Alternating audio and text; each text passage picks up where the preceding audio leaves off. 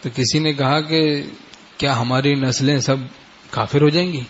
بات تو دیکھیں عجیب ہے، آگے آنے والی نسلیں وہ کیا سب کافر ہو جائیں گی؟ قیامت تو آئے گی کافروں پر، تو بھائی ہوشیار رہنا چاہیے۔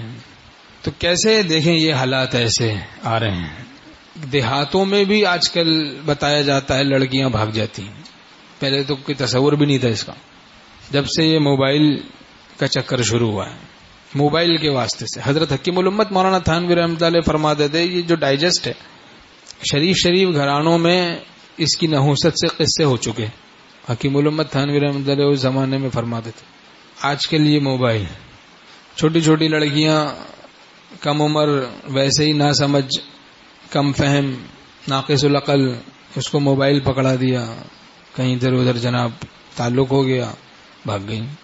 دیہاتوں میں بھی یہ قصے ہوتے ہیں، شہروں میں تو کیا۔ تو ایک عالم نے فرمایا اگر آپ نے اپنی بچی کو نہ سمجھ بے ضرورت موبائل دیا ہوا ہے تو گویا چار دیواری میں بے پردہ کیا ہوا ہے، گویا، کیونکہ بہت سے حضرت حکیم الامت تھانوی رحمۃ اللہ علیہ فرماتے ہیں جس کام میں 1% خطرہ ہو، 99% امن ہو، وہ کام ضروری نہ ہو، اس سے بچو۔ تو پہلے تو باتیں سمجھتے نہیں، ملاؤں پر اعتراض کرتے ہیں، اہل اللہ پر اعتراض کرتے ہیں، پھر جب تباہی اور بربادی پکڑ لیتی ہے، عذاب خداوندی پکڑ لیتا ہے، جہاں طوفان میں پھنس کر سفینہ ڈگمگاتا ہے وہیں قدر خدا اور ناخدا معلوم ہوتی ہے۔ پھر کہتے ہیں بھائی دعا کرو، بھائی اصلاح کروانی چاہیے، گناہوں سے بچنا ہے، گناہوں سے بچیں، گناہوں سے بچائیں۔ یا ایھا الذین آمنوا قوا انفسکم واہلیکم نارا، اے ایمان والو اپنے کو اپنے گھر والوں کو آگ سے بچاؤ۔ تو آگ سے بچنا ہے، گناہوں سے بچنا ہے، گناہوں سے بچانا ہے۔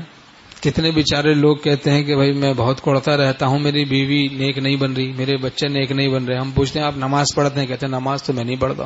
تو آپ نیک نہیں بن رہے، اس پہ کوئی افسوس نہیں ہے؟ روتی ہے خلق میری خرابی کو دیکھ کر، روتا ہوں میں کہ ہائی میری چشم نم نہیں۔ خود تو نیک بنتے نہیں ہیں، خود گناہوں سے بچتے نہیں، تو اثر کیسے ہوگا دوسروں پر؟